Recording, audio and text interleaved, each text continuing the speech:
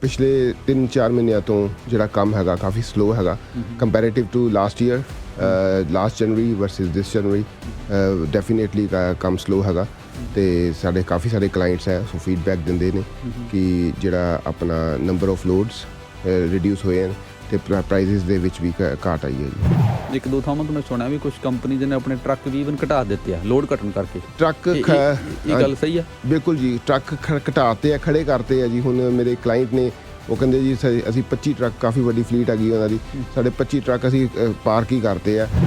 ਅਸੀਂ ਸਾਡਾ ਸਕੂਲ ਹੈਗਾ ਜੀ, ਸਾਨੂੰ 1.5 ਸਾਲ ਹੋ ਗਿਆ ਅਸੀਂ ਟਰੱਕ ਬੁੱਕ ਕਰਾਏ ਹੋਏ ਸੀਗੇ ਬ੍ਰੈਂਡ ਨਿਊ ਤੇ ਹਲੇ ਤੱਕ ਸਾਨੂੰ ਟਰੱਕ ਡਿਲੀਵਰ ਨਹੀਂ ਹੋਏ ਤੇ ਜਦੋਂ ਅਸੀਂ ਉਹਨਾਂ ਨੂੰ ਫੋਲੋ ਅਪ ਕਰਦੇ ਆ ਉਹ ਕਹਿੰਦੇ ਵੀ ਡੋਨਟ ਨੋ।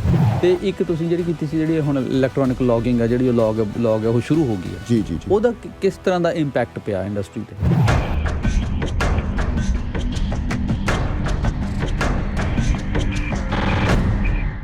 ਜਦੋਂ ਇੱਥੇ ਅਸੀਂ ਖਬਰਾਂ ਪੜ੍ਹ ਰਹੇ ਹਾਂ ਕਿ ਵੱਡੀਆਂ ਕੰਪਨੀਜ਼ ਟੈਕ ਕੰਪਨੀਜ਼ ਲੇ-ਆਫਸ ਕਰ ਰਹੀਆਂ ਨੇ ਤੇ ਰਿਸੈਸ਼ਨ ਦੀ ਗੱਲ ਕੀਤੀ ਜਾ ਰਹੀ ਹੈ, ਇਕਨੋਮਿਕ ਸੰਕਟ ਦੀ ਗੱਲ ਕੀਤੀ ਜਾ ਰਹੀ ਹੈ, ਟਰੱਕਿੰਗ ਇੰਡਸਟਰੀ ਇਸ ਵੇਲੇ ਕਿਵੇਂ ਚੱਲ ਰਹੀ ਹੈ ਇਹਦੇ ਉੱਤੇ ਅਸੀਂ ਨਜ਼ਰ ਮਾਰਨੀ ਹੈ ਤੇ ਨਾਲ ਜੁੜੇ ਹੋਏ ਕੁਝ ਹੋਰ ਸਵਾਲ ਨੇ ਉਹਨਾਂ ਬਾਰੇ ਵੀ ਗੱਲਬਾਤ ਕਰਾਂਗੇ। ਰਾਜ ਵਾਲੀਆ ਟਰੱਕਿੰਗ ਇੰਡਸਟਰੀ ਨਾਲ ਬੜਾ ਇਹਨਾਂ ਦਾ ਨੇੜਲਾ ਰਿਸ਼ਤਾ ਹੈ। ਇਹ ਪ੍ਰੈਜ਼ੀਡੈਂਟ ਤੇ ਓਨਰ ਨੇ ਟਰੱਕ ਸੋਲਿਊਸ਼ਨ ਇੰਕ ਦੇ, ਜਿਹੜੀ ਕਿ ਇੱਕ ਇੰਡੀਪੈਂਡੈਂਟ ਕੰਸਲਟਿੰਗ ਫਰਮ ਹੈ। ਟਰੱਕਿੰਗ ਰਿਲੇਟਡ ਅਲੱਗ-ਅਲੱਗ ਤਰ੍ਹਾਂ ਦਾ ਇਹ ਕੰਪਨੀਜ਼ ਨੂੰ ਕੰਸਲਟੈਂਸੀ ਪ੍ਰੋਵਾਈਡ ਕਰਦੇ ਨੇ ਤੇ ਬੜਾ ਨੇੜੇ ਤੋਂ ਇਸ ਸੈਕਟਰ ਨੂੰ ਦੇਖਦੇ ਨੇ।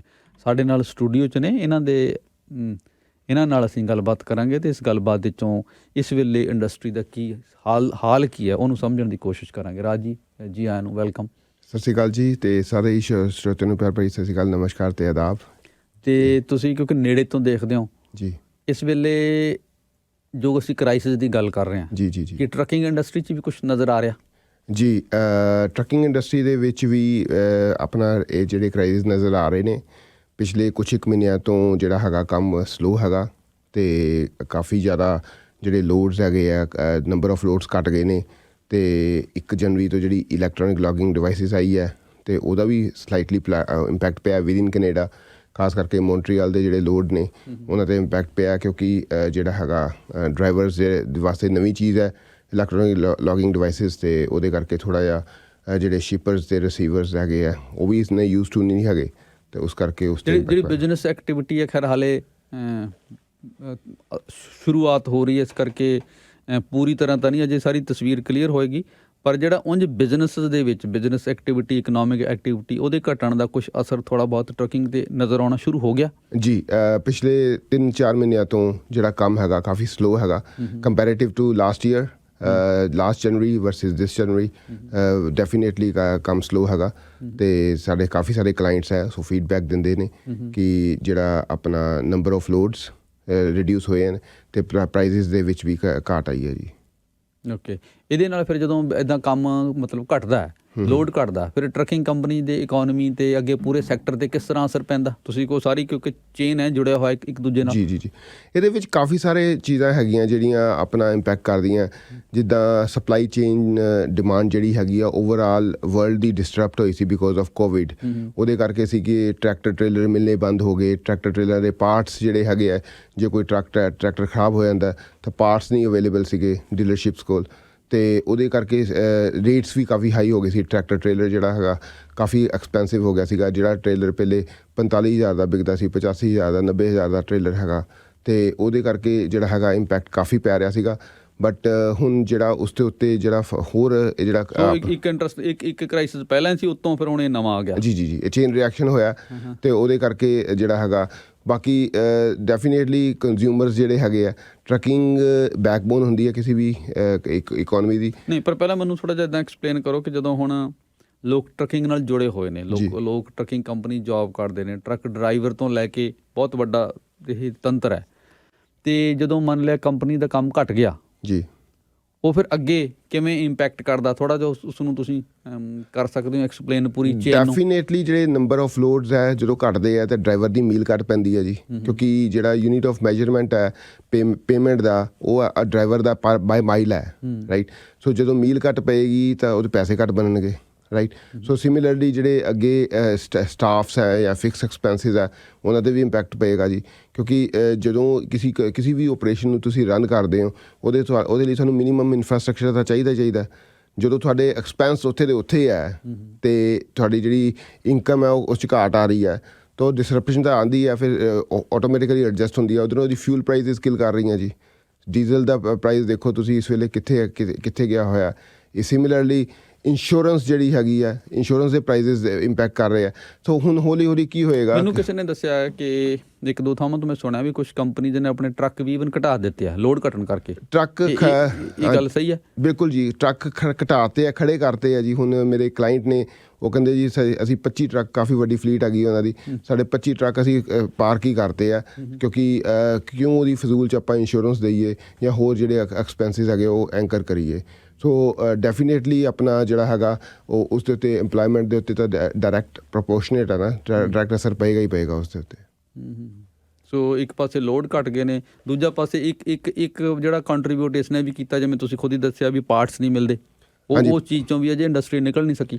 ਪਾਰਟਸ ਥੋੜ੍ਹੀ ਕਰੈਕਸ਼ਨ ਹੋਈ ਹੈ ਬਟ ਹਾਲੇ ਵੀ ਕਾਫੀ ਬਿਹਾਈਂਡ ਨੇ। ਬਹੁਤ ਸਾਰੇ ਲੋਕਾਂ ਨੇ ਜਿਹੜੇ ਪੁਰਾਣੇ ਟਰੱਕ ਬੁੱਕ ਕਰਾਏ ਹੋਏ ਸੀਗੇ ਅਤੇ ਉਹ ਹਾਲੇ ਤੱਕ ਨਹੀਂ ਡਿਲੀਵਰ ਹੋਏ। ਸਾਡਾ ਸਕੂਲ ਹੈਗਾ ਜੀ, ਸਾਨੂੰ 1.5 ਸਾਲ ਹੋ ਗਿਆ, ਅਸੀਂ ਟਰੱਕ ਬੁੱਕ ਕਰਾਏ ਹੋਏ ਸੀਗੇ ਬ੍ਰੈਂਡ ਨਿਊ, ਅਤੇ ਹਾਲੇ ਤੱਕ ਸਾਨੂੰ ਟਰੱਕ ਡਿਲੀਵਰ ਨਹੀਂ ਹੋਏ। ਅਤੇ ਜਦੋਂ ਅਸੀਂ ਉਹਨਾਂ ਨੂੰ ਫੋਲੋ ਅਪ ਕਰਦੇ ਹਾਂ ਉਹ ਕਹਿੰਦੇ ਵੀ ਡੋਂਟ ਨੋ, ਹਾਲੇ ਤੱਕ ਕੁਝ ਨਹੀਂ। ਇੱਕ ਸਟੇਜ 'ਤੇ ਜਦੋਂ ਅਸੀਂ ਕੁਝ ਮਹੀਨੇ ਪਹਿਲਾਂ ਦੀ ਗੱਲ ਕਰਦੇ ਹਾਂ, ਟਰੱਕਿੰਗ ਕੰਪਨੀ 'ਚ ਬੜੀ ਕਾਮਨ ਚੀਜ਼ ਇਹ ਹੁੰਦੀ ਸੀ ਕਿ ਡਰਾਈਵਰ ਦੀ ਬੜੀ ਸ਼ਾਰਟੇਜ ਹੈ। ਜੀ। ਅਤੇ ਹੁਣ ਕੀ ਸਿਚੁਏਸ਼ਨ ਹੈ? ਹੁਣ ਵੀ ਸ਼ਾਰਟੇਜ ਹੈ ਕਿ ਹੁਣ ਵਾਧੂ ਹੋ ਗਏ? ਆਉਣ ਵਾਲੇ ਟਾਈਮ ਦੇ ਵਿੱਚ ਕਾਫੀ ਵਾਧੂ ਹੋ ਜਾਣਗੇ। ਅਤੇ ਬਟ ਹੁਣ ਜਿਹੜਾ ਅੱਜ ਤੋਂ 3 ਸਾਲ ਜੇ ਪਿੱਛੇ ਜਾਈਏ ਤਾਂ ਕਾਫੀ ਜ਼ਿਆਦਾ ਸ਼ਾਰਟੇਜ ਸੀਗੀ ਪ੍ਰੋਫੈਸ਼ਨਲ ਟਰੱਕ ਡਰਾਈਵਰਸ ਦੀ, ਜਿਹਦੇ ਵਿੱਚ ਸਟਰਗਲ ਕਰਦੀ ਸੀ ਇੰਡਸਟਰੀ। ਅਤੇ ਉੱਧਰੋਂ ਇੰਸ਼ੋਰੈਂਸ ਦੇ ਕਾਫੀ ਸਾਰੇ ਰੂਲਸ ਹੁੰਦੇ ਸੀਗੇ ਕਿ ਤੁਸੀਂ ਬ੍ਰੈਂਡ ਨਿਊ ਡਰਾਈਵਰ ਨੂੰ ਹਾਇਰ ਨਹੀਂ ਕਰ ਸਕਦੇ, ਅਤੇ ਉਹ ਸਾਰੀ ਸੀਗਾ। ਬਟ ਕਾਫੀ ਸਾਰੇ ਸਟੂਡੈਂਟਸ ਜਿਹੜੇ ਆਪਣੇ ਨਵੇਂ ਆਏ ਹੈ, ਜਿਹਨਾਂ ਕੋਲ ਵਰਕ ਪਰਮਿਟ ਹੁੰਦਾ, ਉਹਨਾਂ ਨੇ ਉਸ ਜਿਹੜੀ ਥੋੜ ਨੂੰ ਫਿਲ ਕਰਨ ਦੀ ਕੋਸ਼ਿਸ਼ ਕੀਤੀ। 2 ਸਾਲ ਤੋਂ ਜਿਹੜੀ ਸੀਗੀ ਉਹ ਕਰੈਕਸ਼ਨ ਹੋ ਰਹੀ ਸੀਗੀ। ਬਟ ਹੁਣ ਜਿਹੜਾ ਨਵਾਂ ਸੰਕਟ ਆ ਰਿਹਾ ਹੈ ਆਉਣ ਵਾਲੇ ਟਾਈਮ ਦੇ ਵਿੱਚ, ਇਹਦੇ ਨਾਲ ਡੈਫੀਨੇਟਲੀ ਜਿਹੜੇ ਟਰੱਕ ਡਰਾਈਵਰਸ ਦੀ ਜਿਹੜੀ ਹੈਗੀ ਹੈ ਸ਼ਾਰਟੇਜ ਦੁਆਰਾ ਫਿਰ ਆਏਗੀ, ਫੁਲਫਿਲ ਹੋ ਜਾਏਗੀ। ਰਾਜੀ, ਜਿਵੇਂ ਗੱਲ ਕਰ ਰਹੇ ਸੀਗੇ ਕਿ ਡਰਾਈਵਰ ਦੀ ਸ਼ਾਰਟੇਜ ਦਾ ਇੱਕ ਵੇਲੇ ਮੁੱਦਾ ਰਿਹਾ, ਹੁਣ ਇੱਕ ਟਰੈਂਡ ਹੋਰ ਵੀ ਚੱਲ ਰਿਹਾ ਜੀ ਕਿ ਆਮ ਕਰਕੇ ਆਪਣੀ ਕਮਿਊਨਿਟੀ 'ਚ ਬਹੁਤ ਲੋਕਾਂ ਨੇ ਟਰੱਕ ਦਾ ਲਾਇਸੈਂਸ ਲੈ ਕੇ ਰੱਖਿਆ ਹੁੰਦਾ। ਉਹ ਕੰਮ ਹੋਰ ਕਰਨ ਲੱਗ ਜਾਂਦੇ ਨੇ। ਉਹਨਾਂ ਦਾ ਹੁੰਦਾ ਹੈ ਕਿ ਇਹ ਇੱਕ ਬੈਕਅਪ ਪਲਾਨ ਹੈ, ਜਦੋਂ ਕਿਤੇ ਹੋਰ ਕੰਮ 'ਚ ਕ੍ਰਾਈਸਿਸ ਆ ਗਿਆ ਅਤੇ ਆਪਾਂ ਚਲੋ ਵਾਪਸ ਟਰੱਕਿੰਗ ਚੱਲ ਜਾਂਗੇ।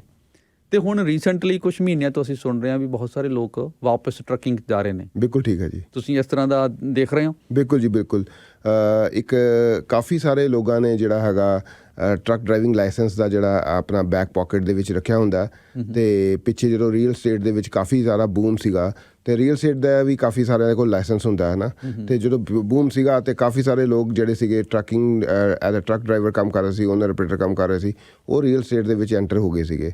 ਬਟ ਰੀਸੈਂਟ ਟਾਈਮਸ ਦੇ ਵਿੱਚ ਟਰੈਂਡ ਹੁਣ ਪੁੱਠੇ ਪਾਸੇ ਚੱਲ ਗਿਆ।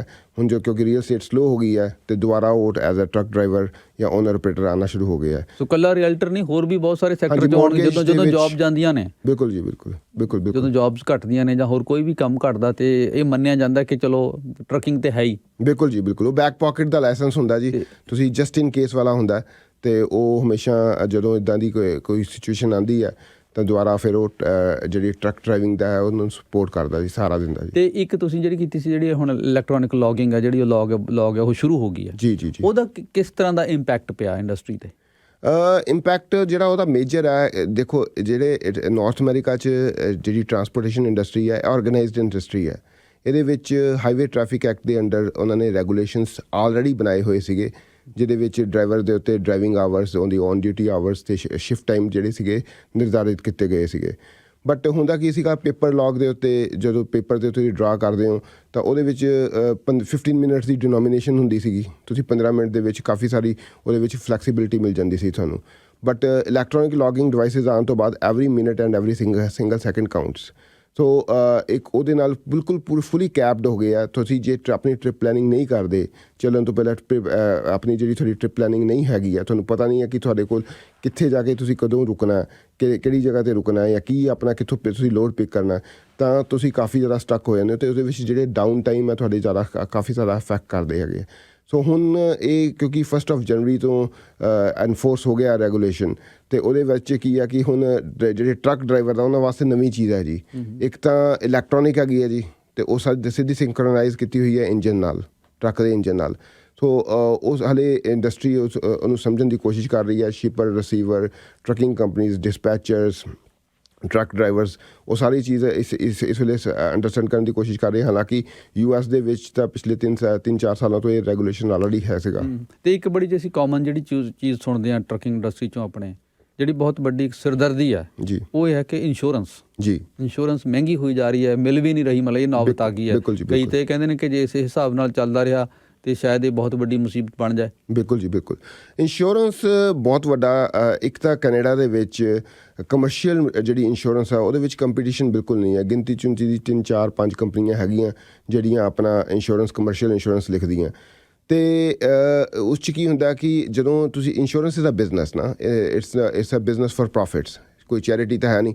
ਜਦ ਅੱਜ ਕੋਈ ਇੰਸ਼ੋਰੈਂਸ ਕੰਪਨੀ ਕਿਸੇ ਦੀ ਪੋਲਿਸੀ ਲਿਖਣ ਲੱਗਦੀ ਹੈ ਤਾਂ ਉਹਨਾਂ ਨੇ ਦੇਖਣਾ ਕਿ ਸਾਲ ਦੇ ਐਂਡ ਦੇ ਵਿੱਚ ਜਾ ਕੇ ਅਸੀਂ ਇਸ ਤੋਂ ਪੈਸੇ ਕਮਾਈਏ, ਸਾਡੇ ਜਿਹੜਾ ਮਾਰਜਨਸ ਹੈ ਉਹ ਹੋਣੇ ਚਾਹੀਦੇ ਆ। ਸੋ ਹੁਣ ਟਰੱਕਿੰਗ ਕੰਪਨੀਜ਼ ਜਿਹੜੀਆਂ ਕੁਛ ਇੱਕ ਜਿੱਦਾਂ ਆਪਣੇ ਸਾਊਥ ਏਸ਼ੀਅਨਸ ਹੈਗੇ ਆ, ਆਪਣੇ ਇੰਡੀਆ 'ਚ ਜਾਂ ਪਾਕਿਸਤਾਨ 'ਚ ਇੰਸ਼ੋਰੈਂਸ ਨੂੰ ਇੰਨਾ ਤਵੱਜੋ ਨਹੀਂ ਦਿੱਤਾ ਜਾਂਦਾ ਸੀਗਾ। ਹਾਲਾਂਕਿ ਉੱਥੇ ਵੀ ਹੁਣ ਚੇਂਜ, ਕਾਫੀ ਡਰਾਸਟਿਕ ਚੇਂਜ ਆਈ ਹੈ। ਅਤੇ ਹੁਣ ਕੀ ਹੁੰਦਾ ਸੀਗਾ ਕਿ ਇੱਕ ਸੈਗਮੈਂਟ ਸੀਗਾ ਜੀ, ਆਪਣਾ ਟਰੱਕ ਲਿੱਤਾ ਤਾਂ ਇੰਸ਼ੋਰੈਂਸ ਤਾਂ ਮਿਲੀ ਜਾਊਗੀ। ਬਟ ਪਿਛਲੇ 3-4 ਸਾਲਾਂ ਤੋਂ ਇੰਸ਼ੋਰੈਂਸ ਇੰਡਸਟਰੀ ਨੇ ਕਾਫੀ ਜ਼ਿਆਦਾ ਹੱਥ ਆਪਣਾ ਘੁੱਟ ਲਿਆ ਅਤੇ ਬੜੇ ਸਿਲੈਕਟਿਵ ਹੋ ਗਏ ਆ। ਜਦੋਂ ਪੋਲਿਸੀ ਲਿਖਦੇ ਆ ਤਾਂ ਬਹੁਤ ਜ਼ਿਆਦਾ ਸਿਲੈਕਟਿਵ ਹੋ ਗਏ। ਫੇਕ ਕਲੇਮ ਵੀ ਤਾਂ ਬਹੁਤ ਹੋ ਰਹੇ ਨੇ ਨਾ ਜੀ। ਫੇਕ ਕਲੇਮ ਵੀ ਹੋ ਰਹੇ ਆ, ਬਟ ਰਿਸਕ ਅਸੈਸਮੈਂਟ ਜਿਹੜੀ ਹੈ ਨਾ ਉਹਦੇ ਵਿੱਚ ਟ੍ਰੇਨਿੰਗ ਨੂੰ ਅੱਜ ਦੀ ਡੇਟ 'ਚ ਵੀ ਤਵੱਜੋ ਨਹੀਂ ਦਿੱਤੀ ਜਾਂਦੀ। ਸੋ ਟਰੱਕ ਡਰਾਈਵਰ ਜਦੋਂ ਆਪਣਾ ਪ੍ਰੋਗਰਾਮ ਫਿਨਿਸ਼ ਕਰਕੇ ਆਉਂਦਾ ਅਤੇ ਉਸ ਤੋਂ ਬਾਅਦ ਜਿਹੜੀ ਟਰੱਕਿੰਗ ਇੰਡਸਟਰੀ ਹੈ, ਟਰੱਕਿੰਗ ਕੰਪਨੀਜ਼ ਹੈ, ਉਹਨਾਂ ਕੋਲ ਇੱਕ ਮੈਲਟ ਪ੍ਰੋਗਰਾਮ ਪਾਸ ਕਰਨ ਤੋਂ ਬਾਅਦ ਜਿਹੜਾ ਮੈਲਟ ਕੀ ਹੈ, ਸਬਜੈਕਟਿਵ ਹੈ। ਤੁਸੀਂ 103.5 ਘੰਟੇ ਦੇ ਉਹਨੂੰ ਟ੍ਰੇਨਿੰਗ ਦਿੰਦੇ ਹੋ। ਉਹਦੇ ਵਿੱਚ ਵੀ ਕਾਫੀ ਸਾਰੇ ਸਕੂਲਸ ਆ ਜਿਹੜੇ ਸ਼ਾਰਟਕਟ ਮਾਰਦੇ ਆ, ਬਟ ਐਨੀਵੇਜ਼ ਉਹ ਇੱਕ ਅਲੱਗ ਤੋਂ ਵਿਸ਼ਾ ਹੈਗਾ। ਸੋ ਜਦੋਂ ਹੁਣ ਟਰੱਕ ਡਰਾਈਵਰ ਲਾਇਸੈਂਸ ਲੈ ਕੇ ਆਉਂਦਾ ਹੈ, ਉਹਦੀ ਜਿਹੜੀ ਨੌਲੇਜ ਹੈ, ਇਨਫੋਰਮੇਸ਼ਨ, ਉਹਨੂੰ ਪ੍ਰੈਕਟੀਕਲੀ ਇੰਪਲੀਮੈਂਟ ਕਰਨ ਵਾਸਤੇ ਮੈਂਟਰਿੰਗ ਪ੍ਰੋਗਰਾਮਸ ਹੁੰਦੇ ਆ ਜਾਂ ਫਿਨਿਸ਼ਿੰਗ ਪ੍ਰੋਗਰਾਮਸ ਹੁੰਦੇ ਆ। ਸੋ ਜਦੋਂ ਤੁਸੀਂ ਇੱਕ ਬੰਦੇ ਨੂੰ, ਫਰੈਸ਼ਰ ਨੂੰ ਤੁਸੀਂ ਆਪਣੇ ਟਰੱਕ ਦੀ ਚਾਬੀ ਦੇ ਕੇ ਭੇਜ ਦਿੰਦੇ ਹੋ, ਜਿਹਨੂੰ ਹਲੇ ਪਤਾ ਹੀ ਨਹੀਂ ਹੈ ਕਿ ਬਾਰਡਰ ਕਿੱਦਾਂ ਕ੍ਰਾਸ ਕਰਨੇ ਨੇ, ਸਕੇਲਾਂ 'ਤੇ ਕਿੱਦਾਂ ਇੰਸਪੈਕਸ਼ਨਸ ਪਾਸ ਕਰਾਉਣੀਆਂ, ਜਾਂ ਸ਼ਿਪਰਸ ਐਂਡ ਰਿਸੀਵਰ ਨੂੰ ਕਿੱਦਾਂ ਡੀਲ ਕਰਨਾ। ਸੋ ਉਹਨਾਂ ਕੋਲ ਇੱਕ ਜਦ ਤੱਕ ਫਿਨਿਸ਼ਿੰਗ ਪ੍ਰੋਗਰਾਮ ਹੁੰਦਾ 90 ਦਿਨ ਦਾ, 6 ਮਹੀਨੇ ਦਾ, ਜਦ ਉਹਨਾਂ ਕੋਲ ਪ੍ਰੋਗਰਾਮ ਹੁੰਦਾ ਅਤੇ ਉਸ ਪ੍ਰੋਗਰਾਮ ਦੇ ਅੰਦਰ ਉਹ ਉਹਨਾਂ ਨੂੰ ਪਾਉਂਦੇ ਆ ਤਾਂ ਉਹਨਾਂ ਦਾ ਜਿਹੜਾ ਰਿਸਕ ਮਿਟੀਗੇਟ ਹੋ ਜਾਂਦਾ ਜੀ। ਅਤੇ ਇੱਕ ਮੈਨੂੰ ਕੋਈ ਕੁਐਸਚਨ ਆ ਵੀ ਰਿਹਾ ਹੈ ਆਪਣੇ ਸੁਣਨ ਵਾਲਿਆਂ ਵੱਲੋਂ ਵੀ, ਔਰ ਬਹੁਤ ਇਹਦੇ ਉੱਤੇ ਡਿਸਕਸ਼ਨ ਹੋ ਚੁੱਕੀ ਹੈ। ਜਿਹੜਾ ਇਹ ਚੇਂਜਸ ਆਈਆਂ ਨੇ, ਵੈਸੇ ICRA ਨੇ ਇੱਕ ਅਨਾਊਂਸ ਤੇ ਬਹੁਤ ਦੇਰ ਪਹਿਲਾਂ ਕੀਤੀਆਂ ਸੀ, ਪਰ ਇਸ ਸਾਲ ਮੈਨੂੰ ਲੱਗਦਾ ਹੁਣ ਥੋੜ੍ਹਾ ਜਿਹਾ ਉਹ ਸਖਤੀ ਨਾਲ ਇਹਨੂੰ ਲਾਗੂ ਕਰਨ ਲੱਗੇ ਨੇ, ਜਿਹੜਾ ਇਹ ਜਿਹਨੂੰ ਆਪਣੇ ਕਾਮਨ ਪੋਪੂਲਰ ਲੈਂਗੁਏਜ 'ਚ ਡਰਾਈਵਰ ਇੰਕ ਮਾਡਲ ਕਹਿੰਦੇ ਆ। ਬਿਲਕੁਲ ਜੀ, ਬਿਲਕੁਲ। ਉਹਦਾ ਕੀ ਇੰਪੈਕਟ ਪੈ ਰਿਹਾ? ਡਰਾਈਵਰ ਇੰਕ ਜਿਹੜਾ ਇਹ ਰੈਗੂਲੇਸ਼ਨ ਤਾਂ ਕਾਫੀ ਪੁਰਾਣਾ ਸੀਗਾ ਜੀ। ਅਤੇ ਇਹ ਰੈਗੂਲੇਸ਼ਨ ਨਾ ਕੇਵਲ ਟਰੱਕ ਡਰਾਈਵਰਾਂ ਵਾਸਤੇ, ਇੰਸ਼ੋਰੈਂਸ ਏਜੰਟਸ ਜਿਹੜੇ ਆ, ਰੀਅਲ ਸਟੇਟ ਏਜੰਟਸ ਹੈਗੇ ਆ, ਉਹ ਸਾਰੇ ਹੀ ਇੱਕ ਪੇਮੈਂਟ ਦਾ ਮੈਥਡ ਹੈ। ਤੁਸੀਂ ਆਪਣੀ ਇਨਕੋਰਪੋਰੇਸ਼ਨ ਖੋਲ੍ਹ ਲੈਂਦੇ ਹੋ ਅਤੇ ਇਨਕੋਰਪੋਰੇਸ਼ਨ ਦੇ ਨਾਂ 'ਤੇ ਚੈੱਕ ਲੈ ਕੇ ਆਪਣੇ ਜਿਹੜੇ ਖਰਚੇ ਰਾਈਟ ਆਫ ਕਰਕੇ ਅਤੇ ਉਸ ਤੋਂ ਬਾਅਦ CRA ਨੂੰ ਰਿਟਰਨ ਕਰ ਦਿੰਦੇ ਹੋ।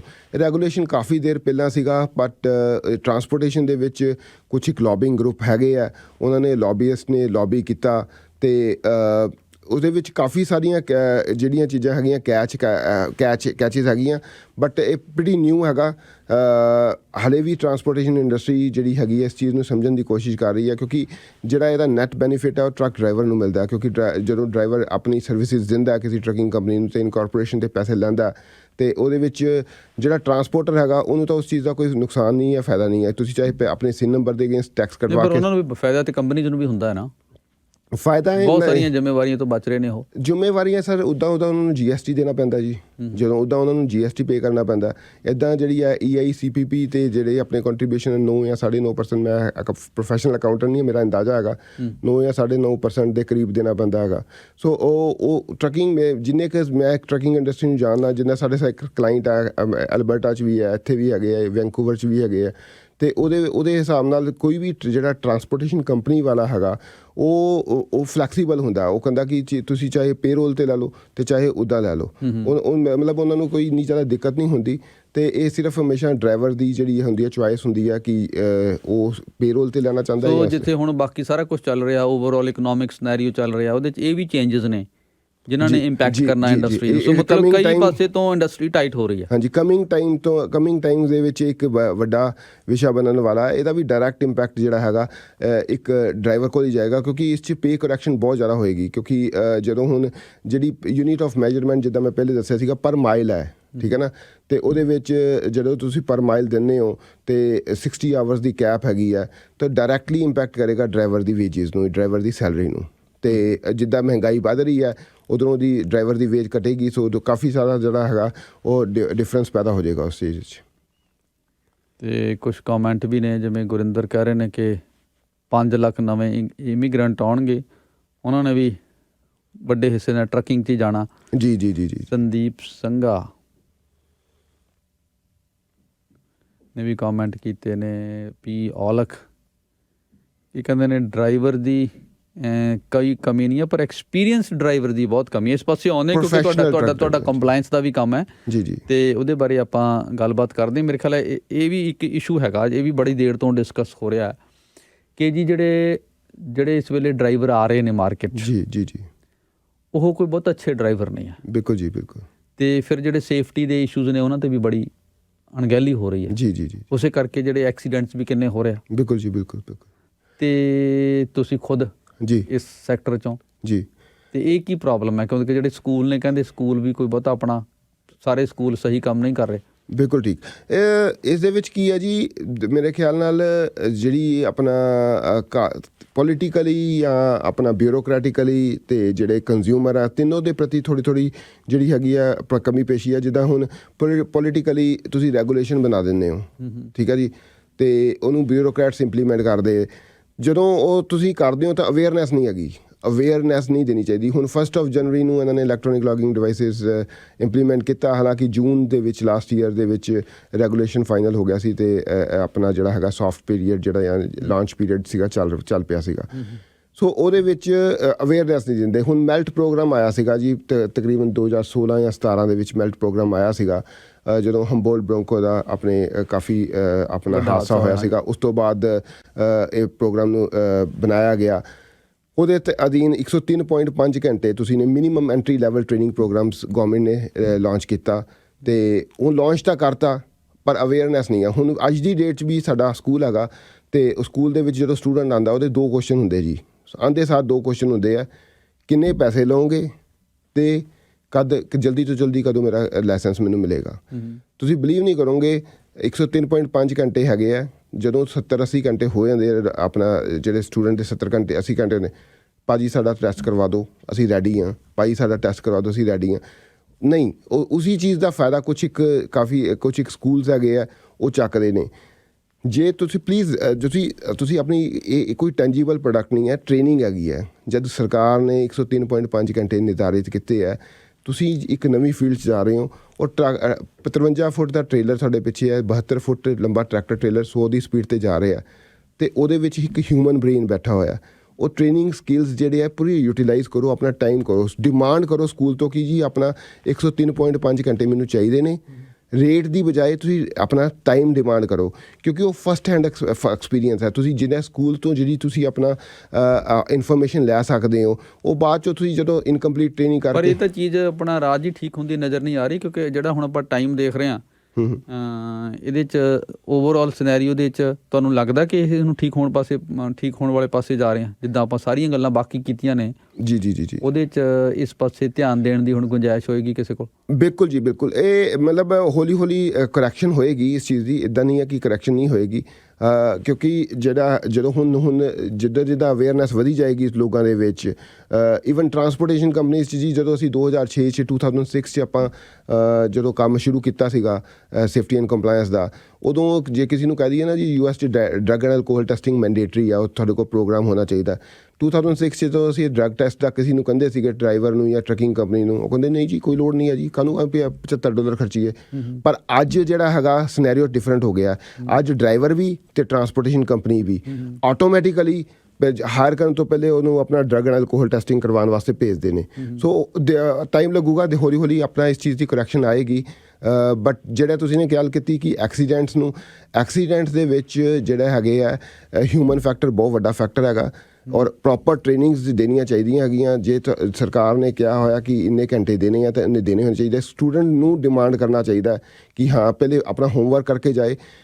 ਪੈਸੇ ਵੀ ਬਹੁਤ ਇੰਪੋਰਟੈਂਟ ਹੈ। ਤੁਹਾਨੂੰ ਡੈਫੀਨੇਟਲੀ ਜੇ ਕੋਈ ਸਕੂਲ ਡਿਸਕਾਊਂਟ ਦੇ ਰਿਹਾ ਜਾਂ ਆਪਣਾ ਤੁਹਾਨੂੰ ਫਾਸਟ ਪੇਸ ਦੇ ਉੱਤੇ ਲੈਸਨ ਦਿਵਾ ਕੇ ਦੇ ਰਿਹਾ, ਬਿਲਕੁਲ ਉਹ ਕੰਸੀਡਰੇਸ਼ਨ ਹੋਣੀ ਚਾਹੀਦੀ ਹੈ। ਬਟ ਤੁਸੀਂ ਜਦੋਂ ਸਕੂਲ ਕੋਲ ਜਾਂਦੇ ਹੋ, ਸਕੂਲ ਕੋਲ ਪੁੱਛੋ ਕਿ ਤੁਹਾਡਾ ਇਨਫਰਾਸਟਰਕਚਰ ਕੀ ਹੈ, ਇੰਸਟਰਕਟਰਸ ਨਾਲ ਗੱਲ ਕਰੋ, ਉਹਨਾਂ ਦਾ ਯਾਰਡ ਵਿਜ਼ਿਟ ਕਰੋ, ਉਹਨਾਂ ਦਾ ਆਫਿਸ ਵਿਜ਼ਿਟ ਕਰੋ। ਕਲਾਸਰੂਮ ਦੀ ਟ੍ਰੇਨਿੰਗਸ ਮੈਂਡੇਟਰੀ ਹੈ। ਬਹੁਤ ਵਾਰ ਨਹੀਂ, ਪਰ ਇਹ ਇੰਨੀ ਚਿੰਤਾ ਉਹਨਾਂ ਨੂੰ ਕਰਨ ਦੀ ਤਾਂ ਲੋੜ ਪਏ ਨਾ ਜੇ ਉਹਨਾਂ ਦਾ ਇਹ ਕੀਤੇ ਬਗੈਰ ਕੰਮ ਰੁਕਦਾ ਹੋਏ। ਜਦੋਂ ਉਹਨਾਂ ਨੂੰ ਪਤਾ ਹੈ ਕਿ ਅਸੀਂ ਬਸ ਆਪਣਾ ਕਾਗਜ਼ ਦਿਖਾ ਕੇ ਕੰਮ ਸ਼ੁਰੂ ਕਰ ਲੈਣਾ, ਬਿਲਕੁਲ ਜੀ, ਉਹ ਇੰਨੀ ਸਿਰਦਰਦੀ ਕਿਉਂ ਲੈਣਗੇ? ਜਿਹੜੀ ਬਹੁਤ ਸਾਰੀਆਂ, ਬਿਲਕੁਲ ਠੀਕ ਕਹਿ ਰਹੇ ਹੋ ਤੁਸੀਂ, ਬਹੁਤ ਸਾਰੀਆਂ ਜਿਹੜੀਆਂ, ਤਾਂ ਇਹ ਫਿਰ ਰਿਪਲ ਇਫੈਕਟ ਹੈ ਨਾ ਜੀ। ਦੇਖੋ ਹੁਣ ਜਦੋਂ ਤੁਸੀਂ ਆਪਣਾ ਬਿਨਾਂ ਚੈੱਕਸ ਐਂਡ ਬੈਲੈਂਸਿਸ ਕੀਤੇ ਹੋਏ ਡਰਾਈਵਰ ਪਾਸ ਹੋ ਕੇ ਆਇਆ, ਤੁਸੀਂ ਬਿਨਾਂ ਚੈੱਕਸ ਐਂਡ ਬੈਲੈਂਸਿਸ ਕੀਤੇ ਹੋਏ ਉਹਨੂੰ ਹਾਇਰ ਕਰ ਲਿਆ ਅਤੇ ਉਹ ਐਕਸੀਡੈਂਟ ਹੋਇਆ, ਤਾਂ ਮੁੜ ਕੇ ਤੁਹਾਡੇ ਇੰਸ਼ੋਰੈਂਸ ਦੇ ਕਲੇਮਸ ਹਾਈ ਜਾਂਦੇ ਆ। ਤੁਸੀਂ ਆਪਣਾ ਹਾਈ ਰਿਸਕ ਕੈਰੀਅਰ ਬਣ ਜਾਂਦੇ ਹੋ। CVR ਦੀ ਥ੍ਰੈਸ਼ਹੋਲਡਸ ਤੁਸੀਂ ਕ੍ਰੋਸ ਕਰ ਜਾਂਦੇ ਹੋ। ਫਿਰ ਆਡਿਟਸ ਆਉਂਦੀਆਂ। ਸੋ ਇੱਕ ਚੀਜ਼ ਦੂਜੇ ਦਾ ਚੀਜ਼ ਨਾਲ ਇੰਪੈਕਟ ਹੁੰਦੀ ਆ, ਅਤੇ ਉਹ 4-5 ਸਾਲ ਦੀ ਸਟਰਗਲ ਤੋਂ ਬਾਅਦ ਫਿਰ ਤੁਸੀਂ ਜਦੋਂ ਸਾਰਾ ਕੁਝ ਡਿਸਮੈਂਟਲ ਕਰਕੇ ਦੁਬਾਰਾ ਤੋਂ ਸ਼ੁਰੂ ਕਰਦੇ ਹੋ, it's a kind of a pain. So ਹੁਣ ਕੀ ਹੈ, ਜਦੋਂ ਸਟੂਡੈਂਟ ਤੁਹਾਡੇ ਕੋਲ ਆ ਰਿਹਾ, ਫਰੈਸ਼ਰ ਆ ਰਿਹਾ, ਤੁਸੀਂ ਪਲੀਜ਼ ਉਹਨਾਂ ਦੀ ਬਹੁਤ ਸਾਰੀਆਂ ਟਰਾਂਸਪੋਰਟੇਸ਼ਨ ਕੰਪਨੀਆਂ ਸਾਡੇ ਤੋਂ ਉਹਨਾਂ ਦੀ ਟਰਾਂਸਕ੍ਰਿਪਟਸ ਮੰਗਦੀਆਂ।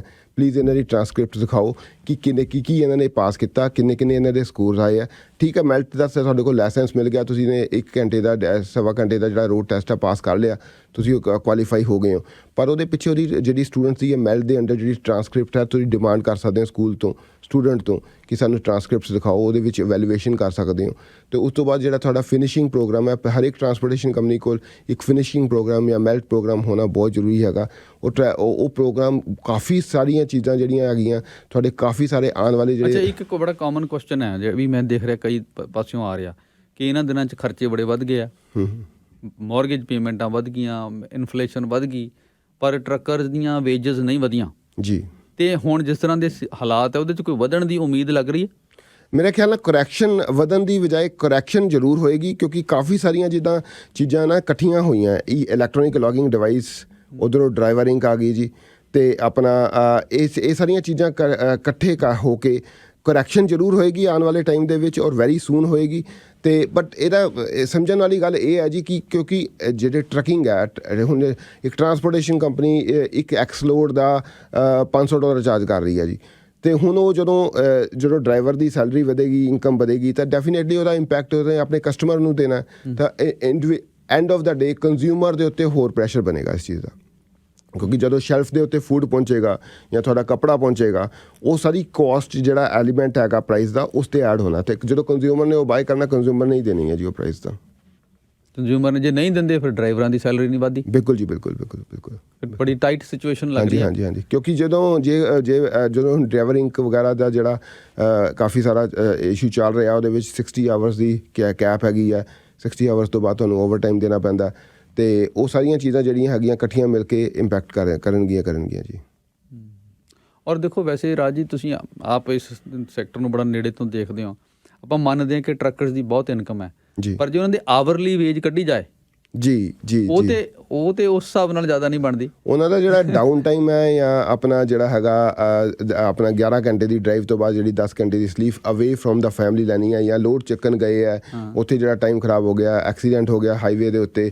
ਕਿੰਨੀ ਹੁਣੀ ਪਿੱਛੇ ਇੱਕ ਰਿਪੋਰਟ ਵੀ ਆਈ ਸੀਗੀ ਕਿ 100 ਕੁਛ ਘੰਟੇ ਐਵਰੇਜ ਟੋਰਾਂਟੋ ਦੇ ਜਿਹੜੇ ਹੈਗੇ ਡਰਾਈਵਰਸ ਨੇ ਆਪਣੇ ਖਰਾਬ ਕੀਤੇ ਟ੍ਰੈਫਿਕ ਜੈਮਸ ਦੇ ਵਿੱਚ, ਜਦ ਕਿ ਟਰੱਕ ਡਰਾਈਵਰ ਤਾਂ ਰਹਿੰਦਾ ਹੀ majority of his time road ਦੇ ਉੱਤੇ ਹੈ।